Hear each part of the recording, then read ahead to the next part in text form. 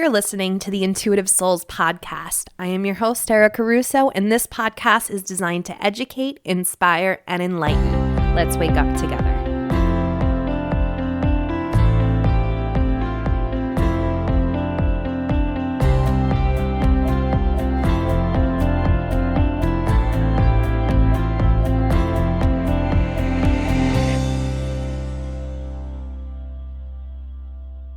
What's going on, my beautiful tribe? Welcome to the Intuitive Souls podcast. If this is your first time tuning in, welcome. Super excited that the universe led you here. If you are an OG and you keep on coming back and you keep learning and you keep growing and expanding and learning to trust your intuition, thank you. Thank you for coming back. Thank you for all of your support. Thank you for listening. Thank you for taking these tools and bringing them into your life to cultivate a better life, to learn to flow with your intuition. You guys make this so easy for me, like truly, and I appreciate every single one of you. And if you are enjoying this podcast, if you have a free minute, I would really, truly from the bottom of my heart, love it if you can head on over to iTunes and write a 5-star review. Those reviews allow me to get this podcast to the ears that need to hear it. But before you go ahead and submit, make sure you take a picture or a screenshot, whatever, and send it to me at hello@ericarusso.co, no M, and I'm going to send you my soul alignment activation as a thank you, because I know Muggle life is hard and I know we're busy as hell, and you just taking the time out to do that for me, I'm just so grateful. So this was kind of an impromptu episode, I have to say, guys, because I want to talk a little bit about what happened in my personal life a couple of weeks ago, because we rationalize things so much. We completely take something that is a spiritual experience and rationalize it. It's what we do. It's what we're programmed for. And I want to tell you guys a personal story because it's pretty funny. While we were in quarantine and I was home with my kids, homeschooling them and everything like that, I really didn't have time to focus on my business. So what my husband and I decided to do was, when he got home for his 2 days off, I would head over to my parents' house, which was vacant because they were in Arizona at the time. So they had this full-blown vacant house about 15 minutes away from me. So I would go over and water their plants and everything like that. And I would spend a day or two there, first off for my own mental health, and second off just so I can get some work done. And one of the weekends that I was there, I had a hard time falling asleep, and a very hard time falling asleep.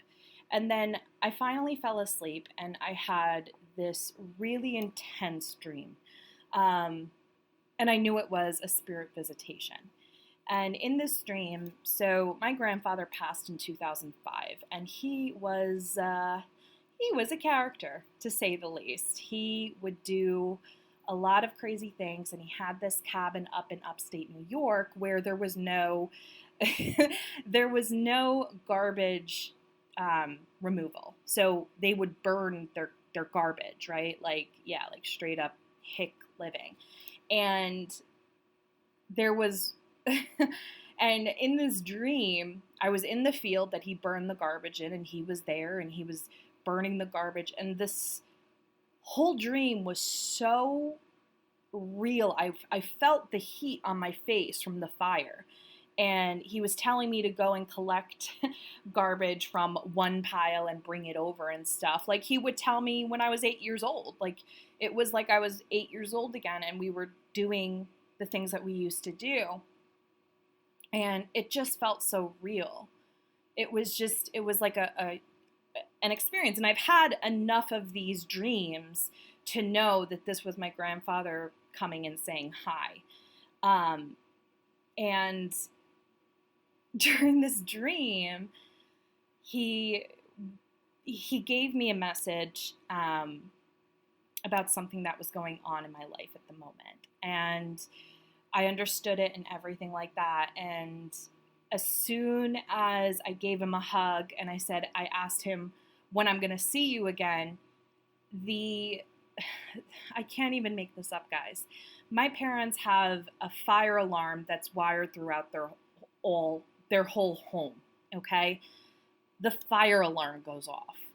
The fire alarm goes off at 4 o'clock in the morning. Every single fire alarm in every single place was going off. I was freaking out. At first, I thought it was the security, So I'm running around finding my mother's bat that she hides under her bed, and I'm hiding in the closet because I'm thinking someone is breaking in. I was so scared. And then after a couple of minutes where it's still going off and I'm not hearing anything, and I don't get a phone call from the police or anything like that, I come outside of the closet and I'm looking around, and my back is obviously up against the wall because I'm like, I don't know if someone's in here. And then I realized that it wasn't the security, the security codes or whatever it was the fire alarm. And I was like, what? That's like so weird. Like there's nothing going on. There's like nothing going on. And I'm trying to go and press the buttons to each of these to, I don't know, like try to stop them or whatever. And it's not doing anything. It's still going off. It's 4 o'clock in the morning. I'm like lethargic. I have no idea what's going on. And then I literally just say, can you please stop? And everything turns off. Everything turns off. And I'm just standing there in the middle of the living room being like, what just happened? What just happened? And then I remember that I was in the middle of a really crazy dream with my grandfather in the middle of a bonfire, okay, where we're feeding the bonfire garbage, and then the fire alarm goes off. Now, my rational mind was just like, oh, it's just a coincidence. And my intuition and my guides are screaming at me, being like, stop. It was your grandfather. It was a visitation and he's just messing around with you.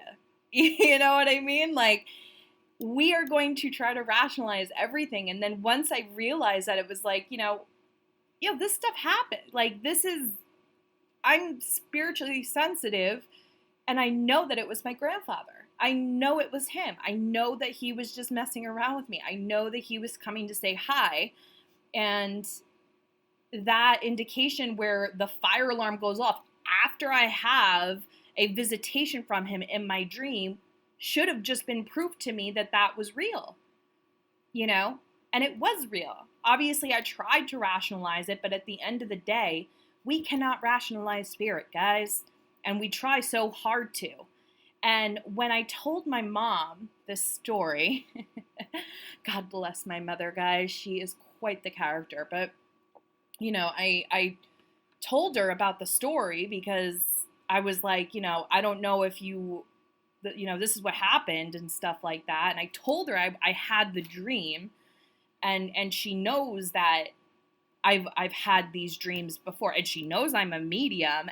And she was just like, oh, that's so weird or whatever. And then a couple of hours later, she texts me and she goes, you know what? I know what it was. I know what the fire alarm was. It was mice. Mice were chewing on it.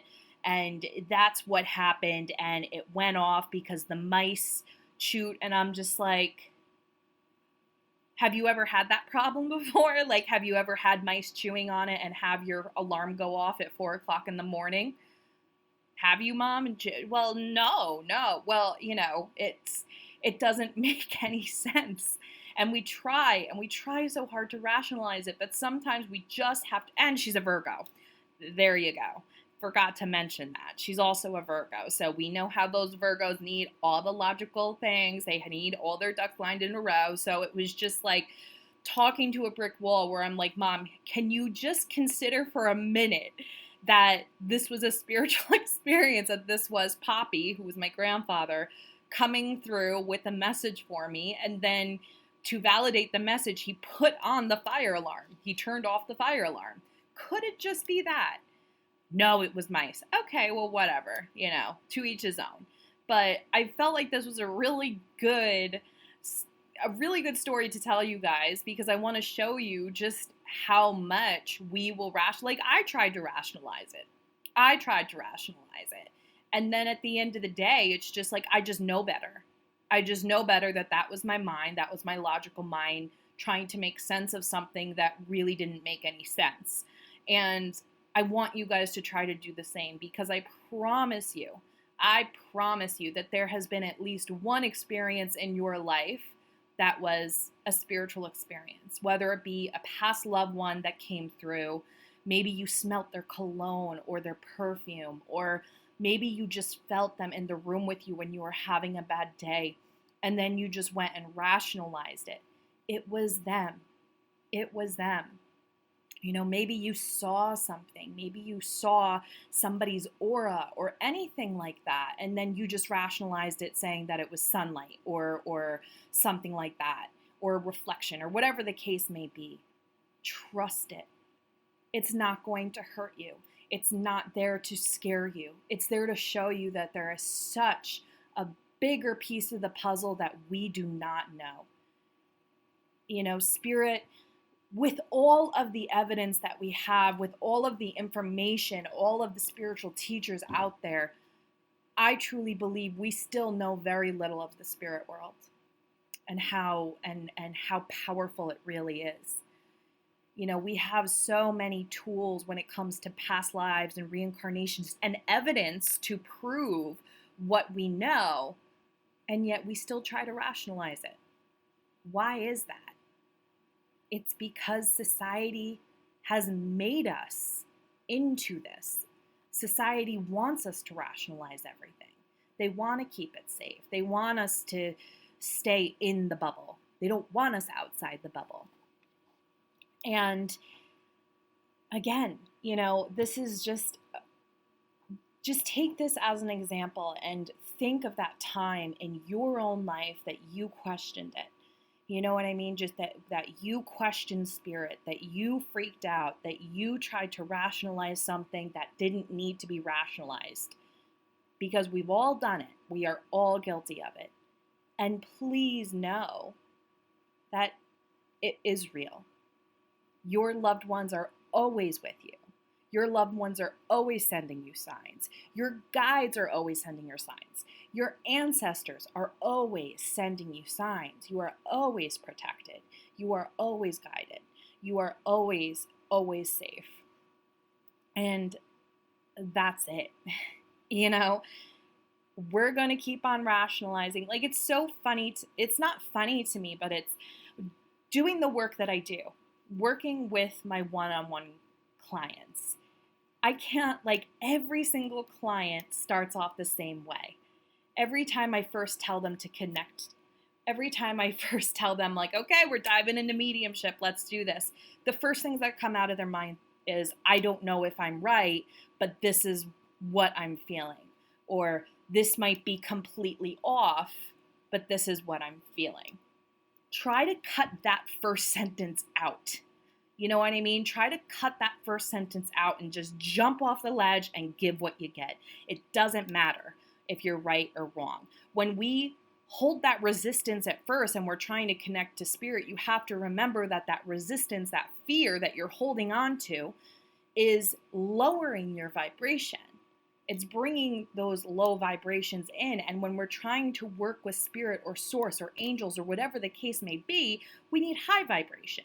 We need to be in alignment in the vortex in order to connect with the information, right? So, when we're in that fear mentality where it's like, I don't know if I'm right. I don't know if I'm right. And then we're trying to connect, okay, you're lowering your vibration to make it even harder for you to receive those psychic imprints, to receive that psychic information, those intuitive hits.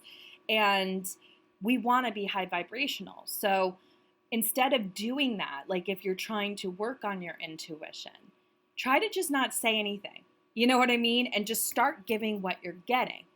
And you might be surprised at how much easier the information is going to flow to you. So that's my tip of the day. But yeah, I felt like I needed to come on and record this because I was just like talking to my mom again. It was just so funny because my mom came home from Arizona, and she obviously came home and she brought like the I don't know, like the pest control guy or something like that. And he went and looked and stuff like that, and he said, yeah, there's definitely mice, but I don't see any chewing on the wires. I'm sorry, but isn't it great when you prove your parents right or wrong? Like, told you so. He's like, yeah, no, you definitely have some mice droppings here and there, but I looked at the wires because the way it's set up is like the wires obviously go through the attic and stuff like that. And he checked all the wires, and there was no chewing on the wires. There was no chewing on the wires. And yeah, she wouldn't have even told me. It was my dad that told me. You know what I mean? I love proving my parents right. It feels so good. It feels so good. But yeah. So that's my story for today. I hope this brought a laugh to you guys. I hope that you guys got something out of it. Trust spirit. Trust what you get. Trust the niggle. Just trust it. Surrender to it. And allow it to flow into your life to create that magical life that we all deserve. I love you guys, and I will see you soon.